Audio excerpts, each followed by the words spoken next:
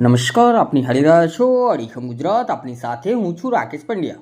મહીસાગર જિલ્લાના લુણાવાડા તાલુકાની સુકાટીંબા પ્રાથમિક શાળાનો સમય સવારે 10:30 વાગ્યાનો છે. શાળાનો 10 જેટલો સ્ટાફ સમયસર હાજર થઈ ગયો હતો, પરંતુ શાળાની ચાવી જેની પાસે હતી તે આચાર્ય છેક 12 વાગ્યા સુધી ડોકાયા ન હતા. પરિણામે આવ્યું કે નાના ભૂલકાઓ અને શિક્ષકો કલાકો સુધી શાળાના ગેટની બહાર ઊભા રહેવા મજબૂર બન્યા. આ દ્રશ્ય જોઈને ગ્રામજનોનો પિત્તો ગયો હતો અને વાલીઓનો આરોપ છે કે આ કોઈ પહેલીવારની ઘટના નથી. આ આચાર્ય અવારનવાર મોડા આવે છે.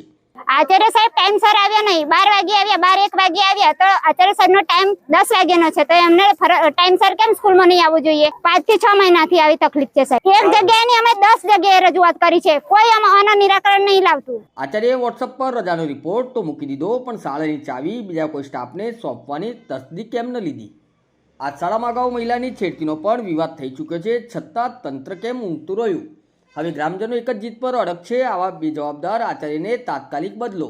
શિક્ષણ વિભાગના ઉચ્ચ અધિકારીઓ હવે આ મામલે શું પગલાં લેશે? શું બાળકોના શિક્ષણ સાથે આવી જ રીતે ચેડા થતા રહેશે? તે જોવું રહ્યું. મારું નામ છે બારિયા રામાભાઈ દલાભાઈ અને સુકાટીંબા પ્રાથમિક શાળાના, અને વર્ગ ઊભો કર્યો ત્યારથી હું આ વર્ગ ઊભો કરનાર હું પોતે છું.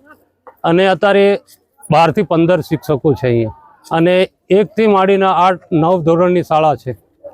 તો આચાર્ય ચાવીઓ એમની પાસે છે, બાકીનો સ્ટાફ આવેલો છે અને તાળું ખોલ્યું નથી, એટલે બાળકો અંદર જઈ શક્યા નથી, સ્ટાફે પણ અંદર જઈ શક્યો નથી.